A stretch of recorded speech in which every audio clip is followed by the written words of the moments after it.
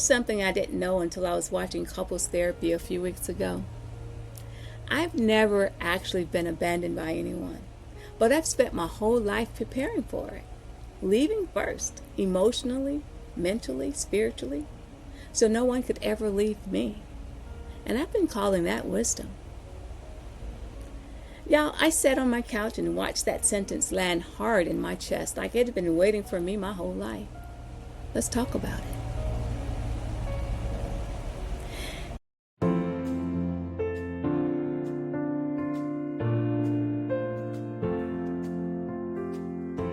Hey, welcome back to Ways of Change. If you're new here, my name is Vanessa. I'm a mindset coach, a federal employee, a woman in midlife who's planning a move to someplace unknown while I'm healing everything the waiting exposed.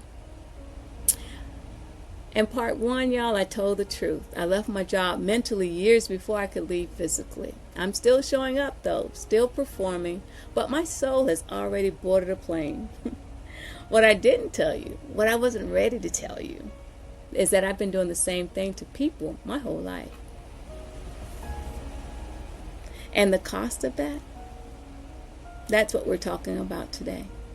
So if you've ever noticed your friend group getting smaller and told yourself it was just the season, keep watching. If you've ever ended a relationship in your heart months before you even said the words out loud, keep watching.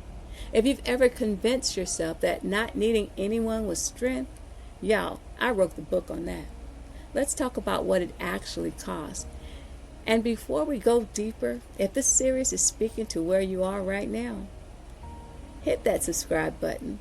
This is part 2 of the waiting cost, and part 3 is already in the works, and I don't want you to miss it.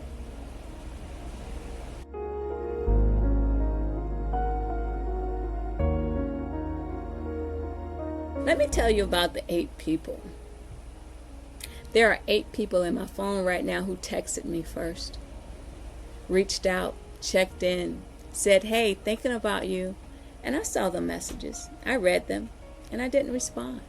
Not because I was busy or I forgot, but because I had trained myself slowly, quietly, over years to stop needing people. And here's the dangerous part, y'all. I was proud of it. I told myself I was in a season. I'm just in a season of focus right now. I'm in a season of building. I'm in a season of transition. And y'all, those phrases, they sound spiritual, so mature, so intentional. But I wasn't being intentional. I was being avoidant. I had wrapped my isolation in purpose language and called it growth. Think about it. When was the last time you declined an invitation and felt good about it? I'm protecting my peace. I'm setting boundaries. I'm honoring my capacity. All of that can be true. But here's what I had to ask myself. Was I protecting my peace, or was I protecting my distance? Was I setting boundaries, or was I building walls and calling them boundaries? Because boundaries have doors, walls don't. And here's what nobody tells you about being the one who pulls away first. It feels like power. For a while. It feels like control. You're not the one waiting by the phone. You're not the one hoping for an invitation. You're not the one who gets disappointed because you never gave them the chance to disappoint you. And that right there, that's the addiction. The absence of disappointment feels like peace, but it's not peace. It's numbness wearing peace's clothes. Let me give you a practical litmus test. This is the one I had to look at honestly. Look at your text messages right now. Sort by the people who reached out to you first. Not group chats, not work threads, but people who individually said, hey, how are you? Or thinking of you, or it's been a minute. How many of those are sitting right there unanswered? I'm not talking about the ones that require a long catch-up. I'm talking about the ones you could have responded in 30 seconds. I'm good, thanks for checking in. Still here, still figuring it out. Love you, we'll call soon. Those 30-second responses, they're not just text. They're tiny bridges. And every time you don't send one, you're not just being busy, you're making a withdrawal from a relationship account you might need one day. And some of those accounts, they're overdrawn, y'all. Not because anything happened, not because there was a big fight, but because of silence, slow, consistent, polite silence. I've lost friendships not to conflict, but to neglect. And honestly, the ones that ended in conflict, at least you get closure. The ones that end in silence, they just fade. And you're left wondering if they faded you or you faded them. The truth is, it was probably both. But someone had to go first. And in my relationships, it's usually me. Here's what I had to face. I had made an idol out of not needing anyone. I wore my independence like armor. I don't need a man. I don't need help. I don't need people checking on me. I've got this. I've always had this. And on one level, that resilience is real. I've got myself through things nobody else could get me through. But on another level, I was using my strength to hide from my need. Because needing people is vulnerable. Needing people means they can disappoint you. Needing people means they can leave you.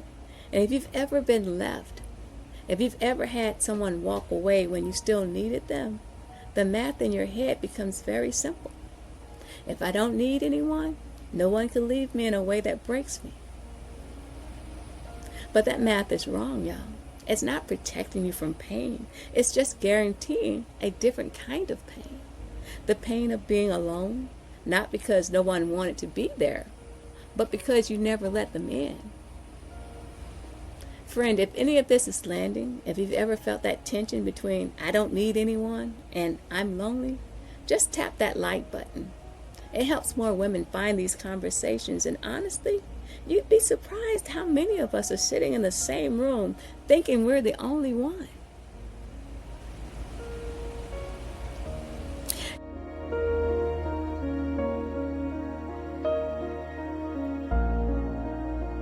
Now, if the friendship fade was visible, the unanswered text, the declined invitations, the romantic pattern was a little bit deeper, harder to see, because I wasn't ghosting anyone. I wasn't being cruel.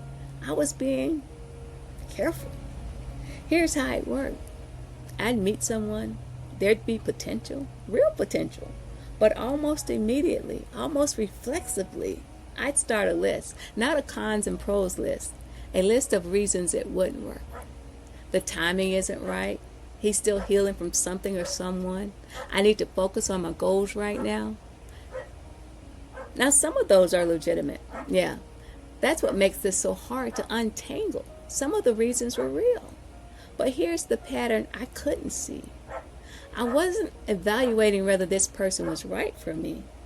I was finding the flaw that would justify leaving, so that when they did leave, I could say it was wisdom, discernment, not fear. And the overseas plan, my Mauritius dream, that became the perfect excuse. I might be moving to a tiny island in the Indian Ocean in a few years, so it's not fair to start something serious.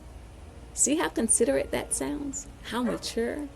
I wasn't afraid of intimacy. I was being responsible. I was thinking about their feelings. But let me tell you what was really happening. I was using my future plans to avoid my present fears. The move to Mauritius, a dream I genuinely hold, became the reason I didn't have to risk my heart. So a few weeks ago when I was watching Couples Therapy, and if you haven't seen this show, it will expose you to yourself. These are real couples, real therapy sessions, and the therapist, Dr. Orna, is sitting there unpacking how things that happen to us at 7, 8, 9 years old are running our relationships at 40, 50, 60. And I'm watching, taking notes, feeling very clinical about it. This is fascinating for other people. Then it hit me. The leave you first mentality. I learned that a long time ago. Before the overseas plan, before the 5-year strategy, before the job I'm trying to leave, before any of this. Somewhere in my childhood, I learned that if someone's going to leave anyway, if everyone leaves eventually, you beat them to it. You leave first. You preempt the abandonment. You make sure you're never the one standing there with your hands empty. And here's what shook me to my core, y'all. I've never actually been abandoned by anyone. Not really. People have disappointed me. Relationships have ended. People have not shown up for me the way I needed them to. But nobody has just left out of nowhere without reason. But I have lived my entire life as if it was about to happen any minute. I built my emotional life like a rental property. No permanent fixtures, no heavy furniture, nothing nailed down, because I might have to leave at any time. And I called that wisdom.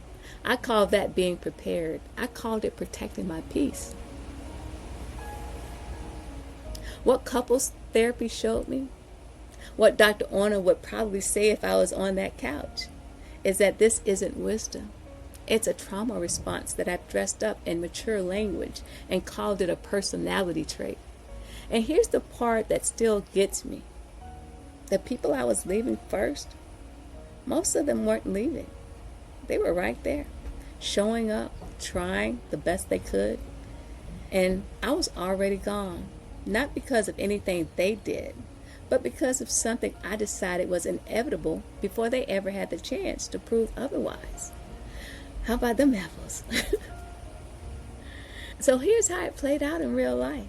I'd be in a relationship or something that could become one, and everything would be fine, good even. But then there'd be a small moment, a text that took too long to come back, a tone I couldn't quite read, a Sunday he needed to himself, or an off comment. And my brain, my brilliant, protective, trauma-trained brain, would take that tiny data point and build a whole narrative. He's pulling back. He's losing interest. I knew this would happen. Let me get ahead of this. And within 48 hours, I'd have emotionally exited. Not dramatically, not with a fight, just quietly. I'd respond a little slower. I'd be a little less available. I'd start mentally listing the reasons it wouldn't work anyway.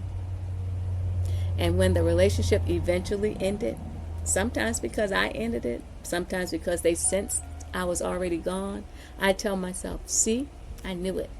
Good thing I didn't invest more. Do you see the trap?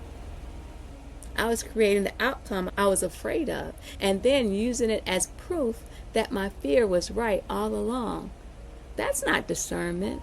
That's a self-fulfilling prophecy dressed up in a testimony.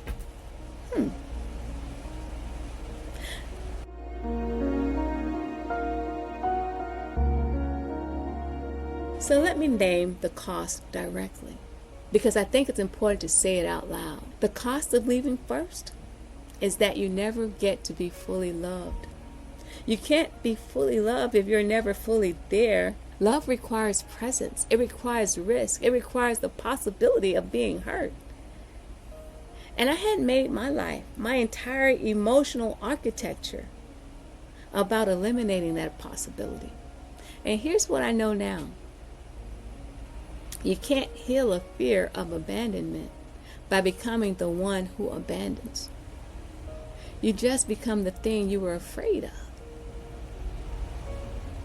Every time I left first, I reinforced that wound. I proved to myself that leaving is the only safe move.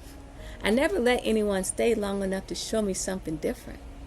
And the people who might have stayed, who might have been different, I'll never know, because I didn't give them a chance. That's the cost. Not just the relationships that ended, but the relationships that never even had a chance to begin. The love I preemptively rejected. The closeness I preemptively shut down. The people who might have been in my life right now, really in my life, if I hadn't been so busy making sure I'd be fine without them. So once I saw the pattern in my romantic relationships, I had to ask myself, where else am I doing this? And y'all, I do this in friendships. We already talked about that. I do this at work. That's part one. I've done this with church communities, leaving mentally before I leave physically, finding theological differences, finding the reasons this isn't quite right. So when I finally walk out the door, it feels justified. But here's the one that really got me. Really got me. I do this with God too. I'll be in a waiting season waiting on a word, waiting on a direction, waiting on a door to open. And instead of staying present in the wait, I'll start managing my expectations downward. Maybe God doesn't want that for me. Maybe I heard wrong. Maybe I should stop hoping for that and just be grateful for what I have. Now, on the surface, that sounds humble, surrendered. But sometimes it's not surrender. Sometimes it's the "you can't fire me, I quit" approach to faith. I'll abandon my own hope before God has a chance to say no. Because at least if I'm the one who let it go, it doesn't hurt as much. But here's what I'm learning. Faith that preemptively quits isn't faith. It's self-protection, wearing a cross necklace. And all of this, the friendships, the romance, the preemptive quitting, it created a particular kind of loneliness. Not the loneliness of not having no one, but the loneliness of having people around you while being emotionally unavailable to all of them. You're there, physically present, responsive enough, but there's a glass wall between you and everyone else. You can see them, they can see you, but they can't touch you. Not really. And for a long time, that felt like safety. The glass wall felt like protection. Nobody can hurt me in here. But y'all, nobody can love you in there either. Nobody can hold you. Nobody can show up for you in a way that actually lands. The wall keeps out the pain and the connection. Everything. That's the trade I didn't know I was making.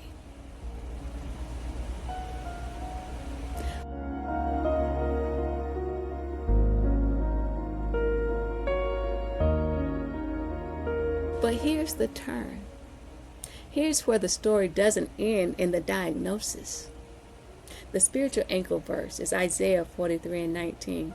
And it says, "See, I am doing a new thing. Now it springs up. Do you not perceive it? I am making a way in the wilderness and streams in the wasteland." For years, I read that verse as a promise about my circumstances. God's doing a new thing in my job, in my location, in my external life. And I still believe that. But here's what I'm learning in this season right here.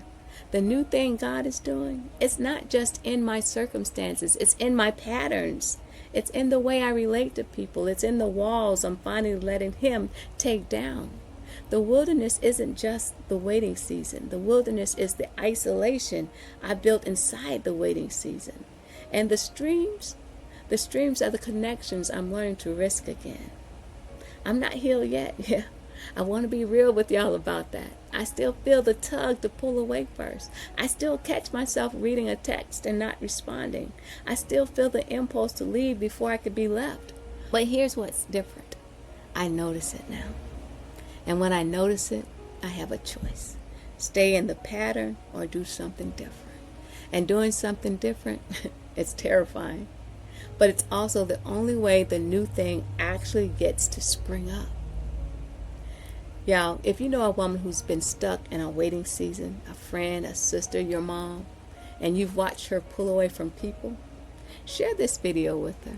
Send it in a text. Sometimes the thing we can't say to ourselves, we're able to hear from someone else. Let this be that voice to her.